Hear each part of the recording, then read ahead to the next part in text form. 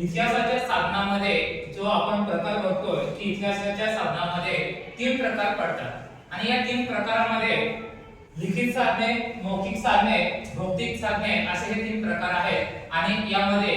जो मौखिक साधने हा प्रकार आहे यामध्ये नाणे हा एक उपप्रकार आहे आणि या उपप्रकारामध्ये आपण नाणे काय असतात किंवा नाणी ही कशी असतात हे आपल्याला माहिती आहे आणि नाणी ही जी पूर्वी भूतकाळामध्ये जी होती म्हणजे जे घडून गेलेले जी नाणी आहेत राजे महाराजे असतील यांच्या काळामध्ये जी नाणी आहेत हे आपल्याला माहित नसतात पण ते कुठेतरी माहिती असावं यासाठी आपण एखादे नाणे संग्रहालयामध्ये भेट देतो आणि तुम्हाला माहित असेल की आपल्या या जवळपासच्या परिसरामध्ये एक नाणे संग्रहालय आहे माहिती नाही नाही का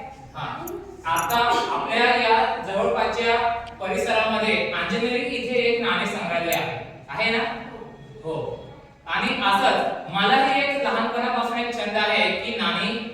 जोपासायची म्हणजे त्यांचा संग्रह करण्याची आणि असंच मी तुम्हाला दाखवतो की आपल्या पूर्वी जी नाणी असायची जुनी नाणी त्याला आमच्या भागामध्ये सांगतात की जे हे बघा हे 20 पैसे आहेत 20 पैसे आहेत हे आहे 1986 मधलं 1986 मध्ये आज हे कालबाह्य झालेलं आहे आता आजच्या घडीला रुपया हा नाण्या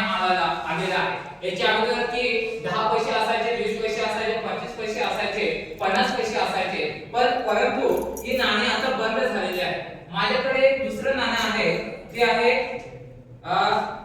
इकडे बघा तुम्ही सर्व मुलं बघू शकता की हे नाणे आहे 20 पैशाचंच आहे आणि या नाण्यावरती महात्मा गांधी यांचा फोटो आहे म्हणजे आपल्याला या नाण्यांवरून की महात्मा गांधी हे कोण होते किंवा कसे होते